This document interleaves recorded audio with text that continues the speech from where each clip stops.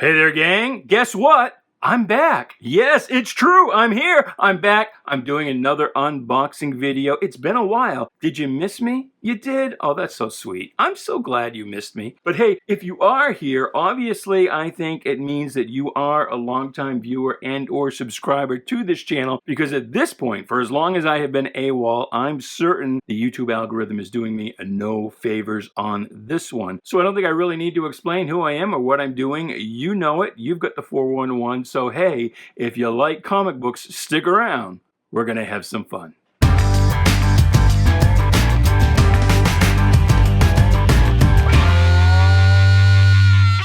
Hey there, Bubby. Welcome to Shanghalla. My name is Duke, and this is an unboxing video. And as to where I've been, what I've been doing, well, let's just say it's been a lot of life and health and work and stuff and things.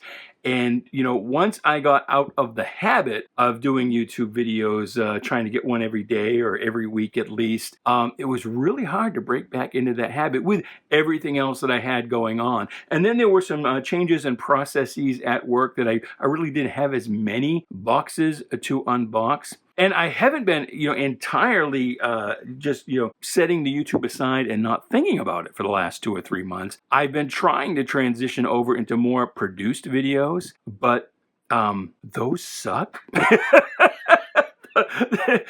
They have really sucked ass. Or I try to do something timely and I don't get it, edited and done quickly enough that it quickly becomes old, or I miss the anniversary I was trying to hit in the case of a what I call a time bubble video. Hopefully we'll see some of those in the future. We are going to transition, not doing away with the unboxing videos entirely, but adding some other things into the mix and maybe fewer of the unboxing, because again, my work processes have changed a little bit. I don't have quite as many boxes to work with because I'm doing other things, not the least of which is Whatnot. I am the Whatnot host for the company sellmycomicbooks.com on Whatnot as Sell My Comic Books. That's the seller name. Every Friday, 7 p.m. Eastern Time, and the way I do my auctions, it's pretty much like these unboxing videos, except you get to bid on the books, possibly buy the books that we take a look at. You don't have to, though. You can just come and there are several people who I know are fans and subscribers of this channel who come and just hang out in the chat room. We laugh,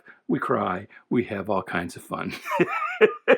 Usually it's me crying because I tend to screw up at least one thing every auction. So anyway, Friday, 7 p.m. Eastern Time on the Whatnot app, and the username is Sell My Comic Books. But these books that we're going to look at are books that I am grading for sale on eBay, and there the username is .comcomics. .comcomics.com. You can find us online. So let's not waste any time. Let us get right to it.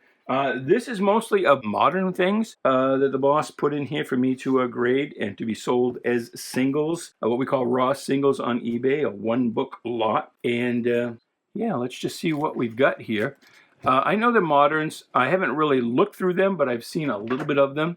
I want to first off apologize for any glare. Let me know how things look for you. I am obviously, you can tell by the background here, in a different location than I've done my videos in the past. I used to do them upstairs in an attic space, which right now, even in Western Maine, is just too damn hot in the summer. So I am downstairs appropriating my wife's craft space.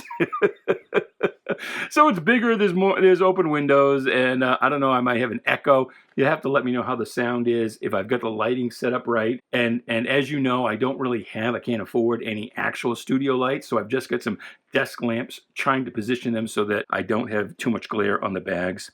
So let's take a look. Star Wars. This series is starting to sell well again. This was pretty dead for a while. Obi-Wan Kenobi. Have you watched the Obi-Wan series on Disney Plus? I have not. I am not a subscriber to Disney Plus. I canceled it after the first season of Mandalorian.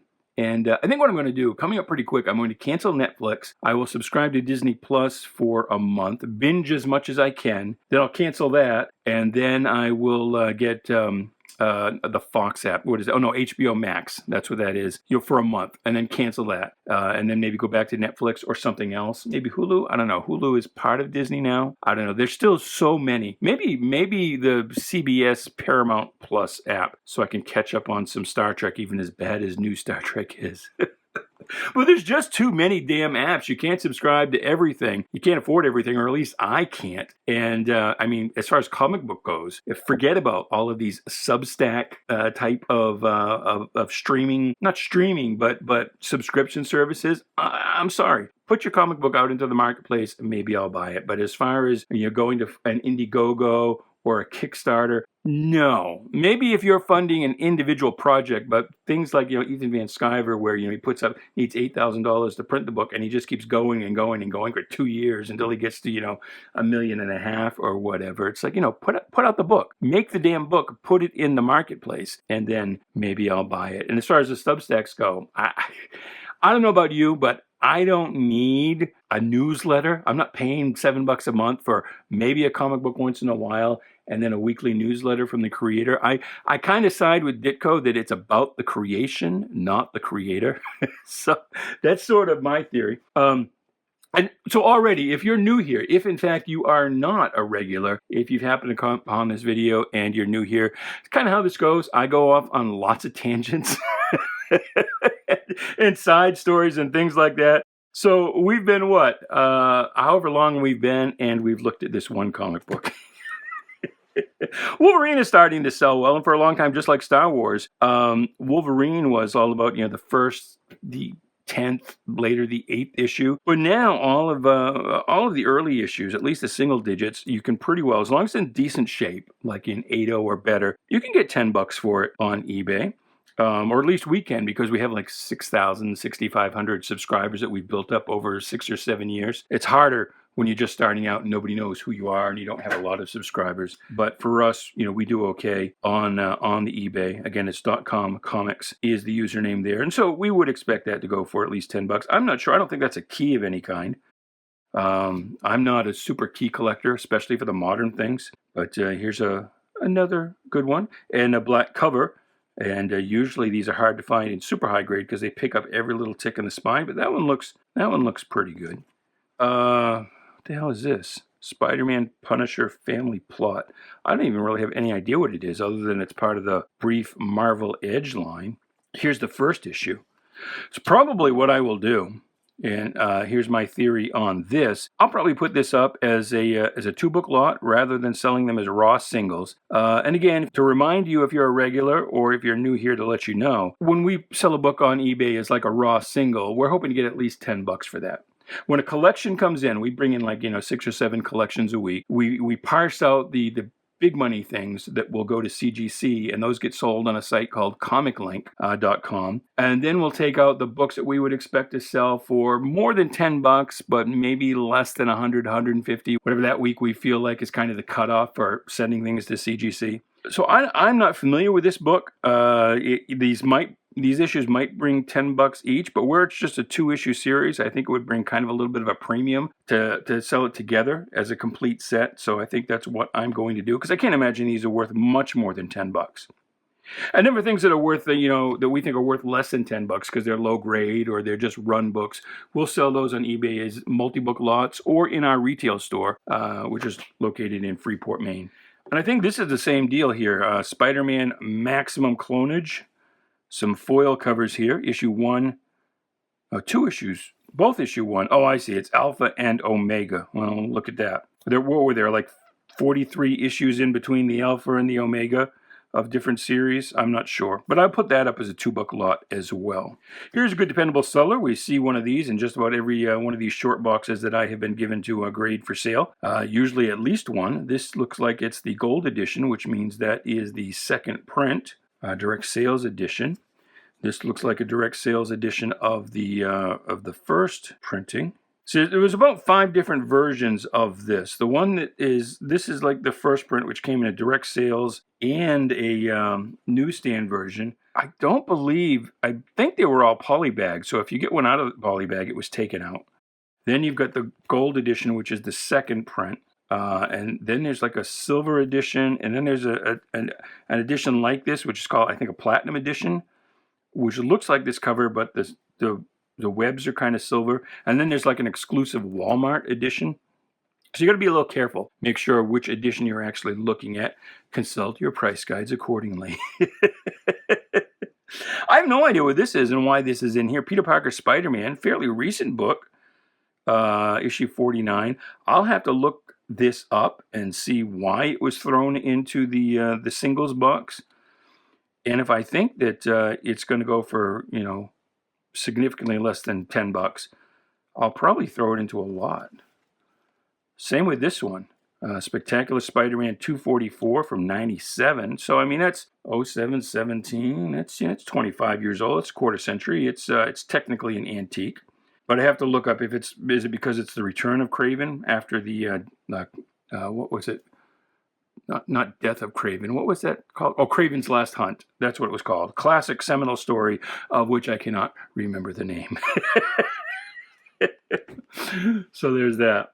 Here's another earlier-ish issue of Star Wars. There's Jaxxon, the Thunder Bunny. Always wanted him in the Star Wars movie. I was heartbroken as a kid when he did not appear in Empire Strikes Back. There's issue 7. The first 6 issues of this series adapted the original Star Wars movie, the movie I know as Star Wars, and you probably know as Star Wars Episode 4, A New Hope. But to me, it's just Star Wars. As I said, the first 6 issues adapted the movie, and they're worth getting because there's a fair degree of difference. You may or may not know that Star Wars was, when it was finished, George Lucas showed it to some friends, and it was pretty much reviled. And it was heavily reworked by his wife. I think his wife at the time, I think her name was Marcia, and a couple other people. They totally re-edited the movie, and they moved whole scenes around and changed different things and took a lot of pieces out. And so the first 6 issues of Star Wars were actually done from the original shooting script. So it's interesting. It's interesting because there is a significant difference between what was adapted and what was, the actual final film. And the first 2 issues, by the way, came out before the movie came out. The third issue, I think, was on stands about the same week as Star Wars originally came out. So anyway, issue 7 was the beginning of original stories, and this is the first appearance, I believe, of Jaxxon inside. And it was like a 6-issue arc, and it was a Han Solo. Do you say Han or Han? It was a Han Solo-centric story. There's Jaxxon. Here he is. And this was kind of a Magnificent 7 in space arc, only there were 8. There is, by the way, if you're familiar with the Magnificent 7, I just recently found out there is, because I've always said, the original 7 Samurai was based on samurai, of course, and then the Magnificent 7 was cowboys. And when, what's his name there? Denzel Washington, when he redid the Magnificent 7 as a Western, I was like, well, he should have advanced it further. Should have done like the Magnificent 7 in space kind of a thing, the Saturnian 7 or something like that. But I found out that there was, in the early 80s, there was an adaptation of the Magnificent 7, which again was an adaptation of 7 Samurai, which was done in space. I've watched it. It's pretty horrible. You can find it on YouTube. The whole movie's on YouTube. It's called A Battle Beyond the Stars. It stars Richard Thomas, John Boy Walton in the lead role, and kind of the Luke Skywalker, not Luke Skywalker. Well, yeah, I guess it's sort of a little bit of a mix of Star Wars and the Magnificent 7. He's in a Luke Skywalker type role. It also has George Papard from Breakfast and Tiffany's and the A-Team. He's known as Space Cowboy, so predating Josh Whedon there a little bit.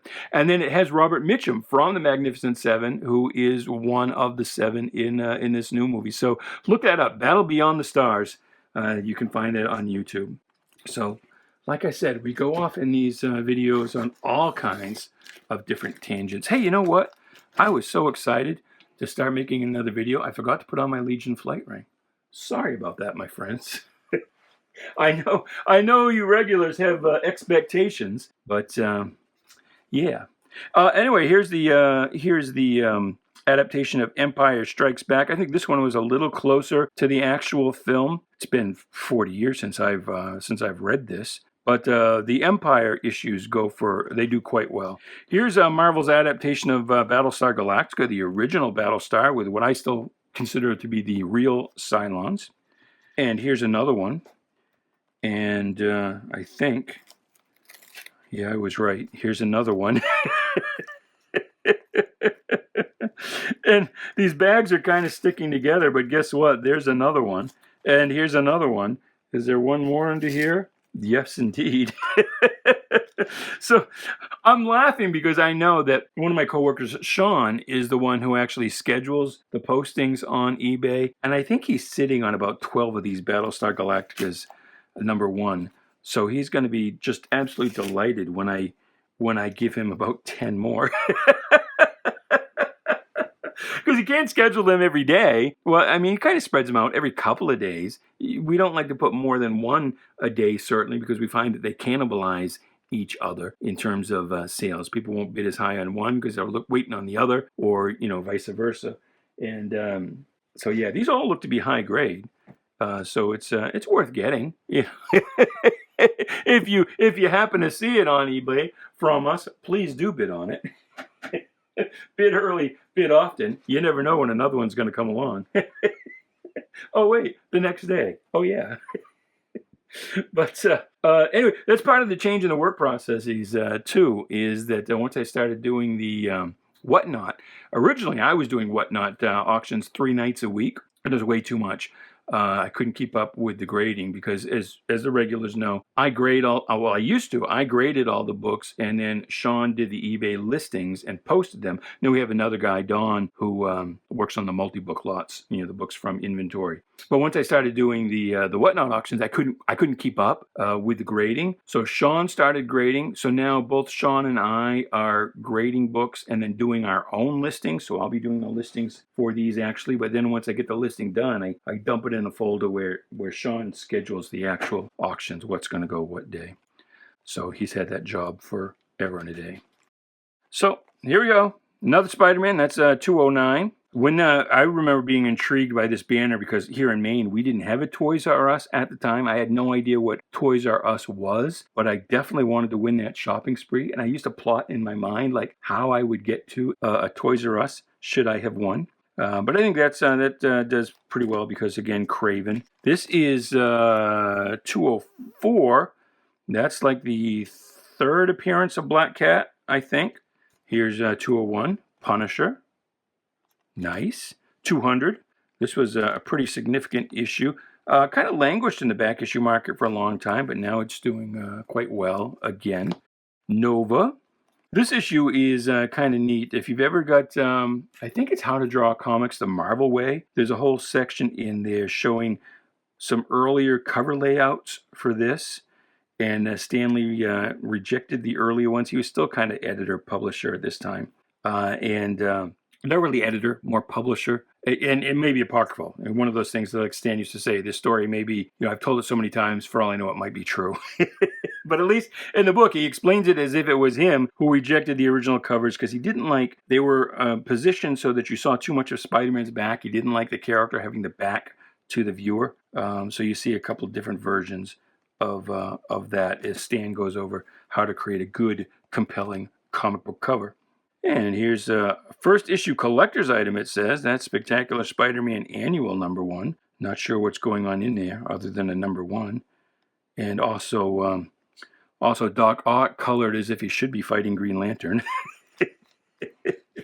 And what is this one? 43. First appearance of Belladonna, maybe? Not sure why. This guy's awful fey down here. Like, oh Jesus, I'm so dead. Oh my God. It's like, just check. I say that because I do have Amazon Prime. We have Amazon Prime. That's not something I'll cancel because we have it because the wife, has the Amazon Prime for the free shipping. So, Amazon Prime comes with. But lately, I've kind of run out of things to watch, and I've been binging Will and Grace. Here's 38, Morbius. That still does pretty well. As bad as the movie was, it still does okie dokie. It's a pretty good cover, too. Pretty striking. 23. Oh, Moon Knight. I was going to say, who cares about Cyclone? But I'd say the Moon Knight is why we think this one's going to go as a single. Here's #2, so that's worth it just as a 2. You got Kraven. You got Tarantula with his... one method of attack, the jump kick. Daredevil. So this is part of the seminal Frank Miller run. This sticker is on the bag, not on the comic book. So there's number 176. And I forget like which one of these is first appearance of the Hand, which one is the first appearance of Stick, which one is the first appearance of Elektra. But there you go. Here's 141. This, I believe, is the third appearance of Bullseye. I'm pretty sure. Pretty sure that's the third appearance. So that should do quite well on eBay. It looks in decent condition. I'll know better once I get it out of the bag and do a full grade. This is the, I believe, the second appearance of Bullseye. He first appeared number 131. This is 132. So you got a second and a third there. Here's a compelling cover. This works well on occasion. Don't want to overdo it, but the stark white with just the lone figure. Although the UPC code kind of breaks the mood a little bit. Black Widow. Nice cover. Good thing about this cover is with that web there, you get a few spine ticks here, and they're harder to notice. They just look like part of the web. Here's another one. Issue 188, 189, another 189, and you can see here the difference. We've got a direct sales and a newsstand edition. The newsstand should bring a little bit of a premium, although at this point, the 60-cent era, this would have been early 80s, so it was probably 50-50 at this point. When the direct sales system came along, invented by a fellow called Phil Suling in the mid to late 70s, it almost immediately, right out of the gate, it captured about 25% of the market. Because there were a fair number of comic book stores at that time, comic book specialty shops, dealing mostly in back issues, and then, getting newer issues through newsstand dealers. And so they were a ready and willing market for the direct sales system.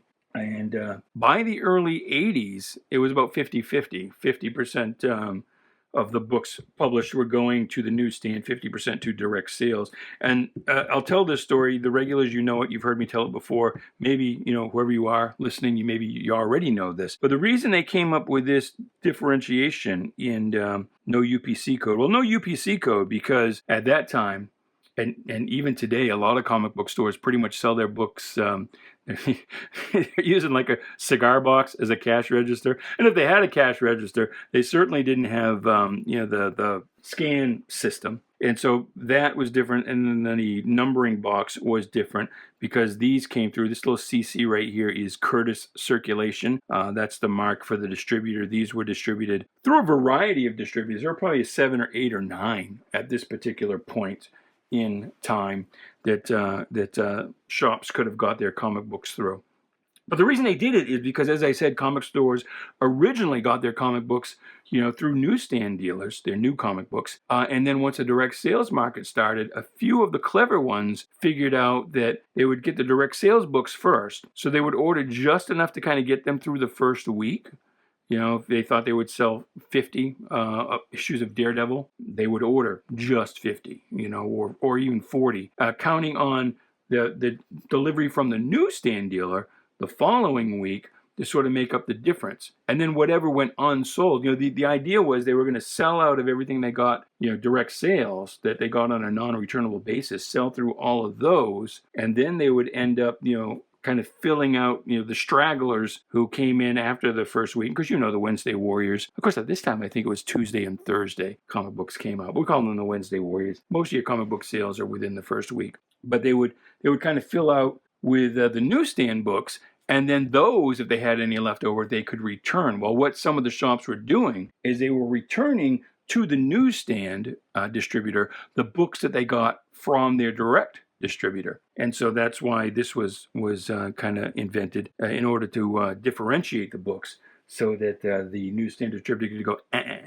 you can't return that to us. You didn't get it from us. So there you go. There's that story. Like I said, lots of tangents, lots of stories, lots of useless information. And you know what? I am sweating a bucket. You may see it here on my arms. I had a fan going, and I turned off the fan so I wouldn't have any background noise. So I'm suffering for you, I'll have you know. Here's No More Mr. Nice Guy, 184. Here's 180. We should have, 181 is the one where Elektra dies. There's 179. We've turned a corner into DC, into the classic Denny O'Neil, Neil Adams, Green Lantern, Green Arrow series. There's issue 84, 88. Here's issue 89. This was after the revival. They actually canceled the Green Lantern, Green Arrow series. Low sales, and that's partly because, for a couple of reasons. One, the burgeoning fandom at the time, people selling books in the back issue market, the speculators, we have problems with comic book speculators today. Well, at this time, the speculators had figured out they could go to the warehouse, the newsstand distributor warehouse, make a deal to buy a bunch of books. They'd get them at a steep discount than what it would have cost them on the newsstand, and then the distributor would mark those books as unsold. So from DC's perspective, because you could just, it was, by this time, originally you had to return the whole book. Then it got to a point, you may have seen books with the top third of the cover torn off, the logo. At that point, you had to just return the logo to prove the book was had been unsold. But by this point in the early 70s, they were operating completely on an honor system. And guess what? Some of the gangsters that ran the distribution system had no honor. Or they had a different kind of honor. They had a kind of a Sopranos kind of honor. And so they would report the books as unsold because they sold them out the back door. They never did make it to the newsstand. And so from DC's perspective, this book sold pretty poorly. The other issue, too, is that the books that did make it to the newsstand, the normies tended not to know what to make of Neal Adams. His art was a little too detailed, but also, and you can kind of see it, let's see if we can find a few, normies, because Adams' panels would be kind of all over the place. It was sometimes confusing for the normies to know how to read the dang thing, which panel to read after which panel. And so Neal Adams basically killed every series he was ever on. He killed X-Men, he killed Deadman, he killed Green Lantern. We could probably think of a few other examples. Everything Neal Adams ever worked on got canceled, which is surprising because he's so revered by the fanboys as an artist. But again, the normies didn't know how to read his stuff. And then again, there were the speculators who would get his stuff, pull it out of the sales stream, and so from the publisher's standpoint, it would look like it wasn't selling well. So there's that. But anyway, so they canceled Green Lantern. The last Neal Adams, Denny O'Neil Green Lantern story was actually split into 3 parts and published as a backup story in The Flash around that time. And it was 5 or 6 or 7 years. And then they brought it back again as Green Lantern, Green Arrow. Also still Denny O'Neil writing, the first few issues anyway. It came back with issue 90, but it was Mike Grell on the art. Kind of new to the comic world at this time. This one has the UPC code cut out. I don't know why, but that's no good. That's bad mojo. But I think it's just being the second issue of the return and with a Sinestro cover, I think that might do well. It would remain Green Lantern, Green Arrow until I think issue 120 something, 122, 3, 4. And then Green Arrow got the boot, got his own series in World Finest, I think, if I remember correctly. And it was a Green Lantern solo book again, which was about the time I dropped the book. I was only there for Green Arrow. Here's Giant Size Fantastic Four number 6. Oh, look, special, The Birth of Reed and Sue's Son. Is this the first appearance of Franklin Richards? I think it might be, although it seems like he appeared sooner than that. Here's Fantastic Four 286, the return of Jean Grey. John Byrne took the first opportunity he could to bring her back. He really didn't want to kill her in the first place. That's a story which I'll save you that story. I'll save you that story. I've told it plenty of times. You can look it up. Donatello, Teenage Mutant Turtles number 1. So there you go. 1 of 1. Secret Wars, first issue does pretty well. The first issue does. Of course, issue 8 is the biggie, with first appearance of the black suit.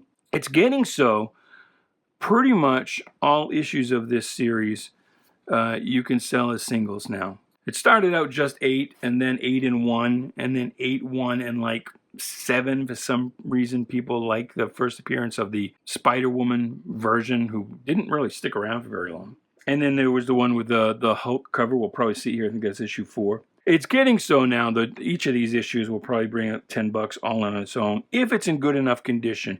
Here it is. Here's the classic Hulk cover that was replicated to a certain degree within the Avengers movies. But if it's I'll only sell them as singles if it's like a 9.0 or better.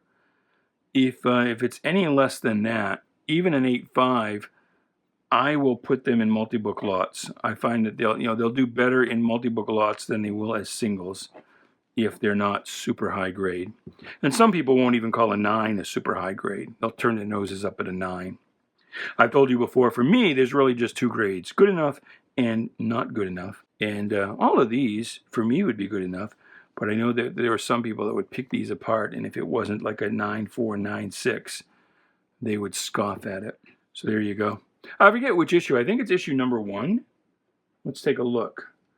Number 1, where there's a difference between the blue Galactus and the purple Galactus. Let me take a look here. I think it is. Let's see. I want to not handle this book too much because I am getting a little sweaty. There he is. So you see, he's purple, but on this page he's miscolored blue. And so I think most of the run he's miscolored blue. I think the rarer, the more rare, is for him to be actually colored correctly here. So that's a blue Galactus version. That's something I'll have to make a note of in the listing. Probably not in the title, but certainly in the notes in the description for the book. I'll make a note that it is blue Galactus, which is something that people have only really cared about within the last few years. For a long time, nobody really cared about blue or purple Galactus. It was just kind of an oddity. But lately, last few years, it's like people make a purchasing decision on which one it is. And I don't know if that's because they want one of each, or if they think they can resell one at a better price. This is a pretty spooky cover. I like this cover. Submariner number 16. Here's Spider-Woman number 2, second startling issue. Transformers, the Marvel Transformers series does pretty well. That's issue number 2. There's issue 3. Issue 4, no number 1, I guess. Here's Moon Knight number 2. So getting to be this point, number 1, if it's in any kind of grade at all, almost automatically goes to CGC. So that would explain why we don't have a 1 here. Look at this. Usagi Yojimbo number 3. That's an acquired taste. You know, I doing some Whatnot auctions not that long ago. I was doing some multi-book lots, and I had things like Cerebus, the Aardvark, and ElfQuest that I thought would do well. And not only did they not do well, nobody bid on them. People kept passing on them. So I think Usagi is an acquired taste. This is number 3, the Fantagraphics version. And yeah, that's kind of a niche market thing. That'll do well if you find the right collector, but if you don't get 2 or more of those right collectors coming along during the 5 days that an eBay auction is active, you're not going to get much. This will probably go for less than $10, frankly, especially considering the grade. You got a little bit of a chip up here at the top of the spine. So there you go. Sandman number 4. I forget what the keys are here, where your first desire, first death, first whatever. As I record this video, I think the Sandman series is only a couple of days from making its debut. They did swap genders and races for a bunch of characters. Here is the technically the first appearance of Doctor Who in the States. There was an earlier Dell issue that adapted the Doctor Who movie, but that movie is not in canon. Within the Whoverse, they explain that as having been a movie because, you know, Doctor Who's existence was known, and so they made a movie about him. So, you know, they do the whole Mandarin thing, where they pretend that the fellow playing Doctor Who was just an actor in that and not the actual Doctor Who. And there are a lot of variations in that movie between the Who seen in that movie and seen in the TV series. What was his name? Peter Cushing? Is that right? Same fellow who was in the original Star Wars, commanding the Death Star. And who got pretty convincingly, I think, CGI'd in the Rogue One movie. First watch of that, I almost thought he was real. You know, it's funny. Carrie Fisher, when she comes in at the end as Leia, or it's not Carrie Fisher, it's just a CGI of her, has a real uncanny valley look. Like, it doesn't look like a real person. But Peter Cushing, assuming that's the right name of the person I'm thinking of, he does in that film come off convincingly. And here we've got a Again, a direct sales and a newsstand version. Longshot, this series doesn't do that well. The first issue kind of okay. The rest of it doesn't sell that well. I don't know why. I don't know if it's because Longshot didn't stick around long enough in the X-Men or what. Of course, Longshot was only created because the writer at the time, whose name I forget, wanted to do something with Gambit and who was it? Who was the other character? Was it Jubilee? And because he couldn't, he then created Longshot and somebody else. Who was the Jubilee stand-in? Or was Jubilee actually a stand-in? Oh, no, yeah, Jubilee was a stand-in. He wanted to do something with Gambit and Dazzler, and the powers that be at the time said no. So he created or co-created Longshot and Jubilee as stand-ins. I can see here, and the owner, when he put this box together, he must not have noticed it, but this has got a significant water damage here. I don't know if you can see the stain right there. So this one's actually going right in the dollar box for the retail store. Here's a nice Captain America, number 152. You'll notice Falcon doesn't have any wings. It was quite a while before they thought that, hey, Falcon, we should give him wings and let him fly. See no wings here. His deal was just talking to the bird. Talking to the bird was his thing. That's about it. He was grounded. Here's number 150. 149 with Batroc as the Elektra, also with the Tarantula mode of attack. Only he doesn't have spiky feet. 147. Let's see what else we've got here to finish out this box. Not quite finish out. This is the penultimate stack here. There's 145. 146, Captain America. And it's getting so, we used to say, you know, pretty much, you know, anything Silver Age, you could sell as a single, you know, as long as it was, you know, not completely beat up. And it's getting so that now, up into the 20-25 cent era, you can sell as a single as long as it's in at least semi-decent shape. So these are all singles, even though some of them are run books. You know, they're not keys or anything. They're still valuable, at least $10.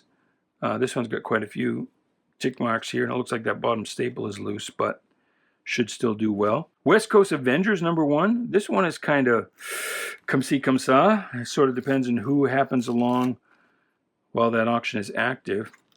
And I might, in fact, I probably will sell this as a complete series if we have it all here. Yeah, I'll probably do that as a multi-book. I mean, I can do multi-books. It's not like Don has exclusive right over the multi-book lots. If I get a run of singles that I think are going to do better as a multi-book lot as opposed to singles, and what I think here is, you know, the number 1 here might get $10, and then the rest will probably get like 2 or 3. So better to sell them as a lot. Here's the first appearance of Puma, Amazing Spider-Man number 256. These bags are sticking together. This is kind of a run book. It's Vulture, though. Amazing Spider-Man operates by somewhat different rules. Oh, look at this. The A-Team, far out. They shoehorn in the chick. That's nice. There's George Brevard. We were talking about him earlier. I think we were, unless that was a conversation in my brain. What would we have been talking about that George Brevard came up? Oh, Battle Beyond the Stars. That's right. So this one actually doesn't do that well, and it should. It should. I don't know why the A-Team. If I hit the lottery, started a comic book company, I would probably try and do an A-Team comic book. Might not do that well, but it would make me happy. Here's first appearance of Bishop. It's really kind of a cameo and a cover appearance, but that is it. Infinity Gauntlet number 2. This is another thing I would prefer to sell as a lot, but it doesn't look like we have the rest of the series, at least in this box. So, all right, I'll throw it up as a single, see what happens. I don't think it's going to get $10 though. Here's the die-cut version of, and I don't know how well you can see that in the light here. Maybe if I move it around a little bit, you can see the die-cut there on the tombstone flap. That's Amazing Spider-Man number 400. 360 is it first Cardiac? No, side by side with Cardiac, so it's not the first one. I forget why 360 is something. 332 is obviously early Venom, so that's a good one. 313, this is Todd McFarlane, so that's what that is what recommends that to the public.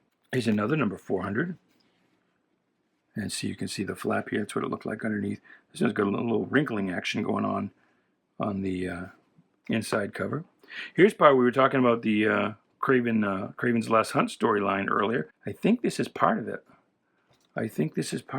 Part 4. Here's a 20-cent issue of Thor versus Ego Prime. Punisher War Journal. This one is popular because Wolverine. And here's another perennial, an evergreen, something that we see in just about every box. Every collection that we get has at least 1 or 2 of these in it. But it's a, even though it is plentiful, that was dumb. Even though it's plentiful, this is a dependable seller. This will go 10 or 15 bucks all day long, as long as it's in at least 7.5 or so. And this one might be a 7. I don't know. It's probably at least a 7.5, maybe an 8. I see a few tick marks in the spine, but it is a newsstand version. So not exactly rare, but still a good dependable seller. You can make a good living just selling things like that, really. But that's it. That's everything. That is that box. A little longer than I had planned to go on that video, but I got a little chatty. That's what happens sometimes. So I hope that trips your trigger. Hope you're happy to see me back. Hope you like, share, subscribe, do all the groovy things. Come back again and again. As I said, we're going to start doing other things, but the unboxings will still be a staple, even if they are not quite every video I do. And as far as the contest, the Great 1000 Subscriber Contest, because I was gone for so long, let's say AWOL Booger. So put that down in the comments below, either as part of whatever comment you might like to make, or just all by itself. And I readily admit that trying to get you to comment something is a way to try and activate, or at this point, reactivate the algorithm so it will share these videos out if you don't manually do it, which I hope you will. Share with all your friends. Let them know about this wonderful, amazing channel. Please do comment below, because it's not just about me telling you about books.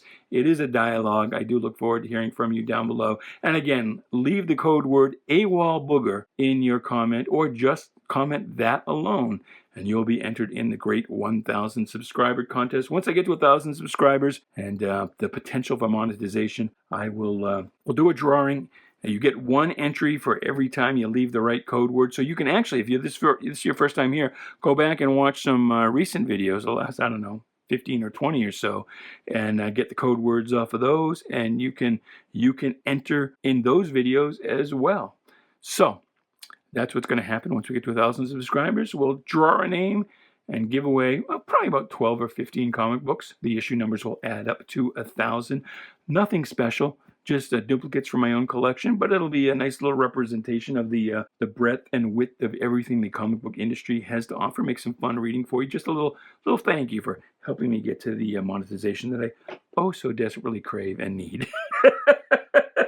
All right, I've chatted long enough. Time to break out another box. So these will come at you 1 per day, hopefully. But you will. I'm going to film them all right now, right in succession, and put them up. So until the next video, tomorrow for you, about a half hour for me.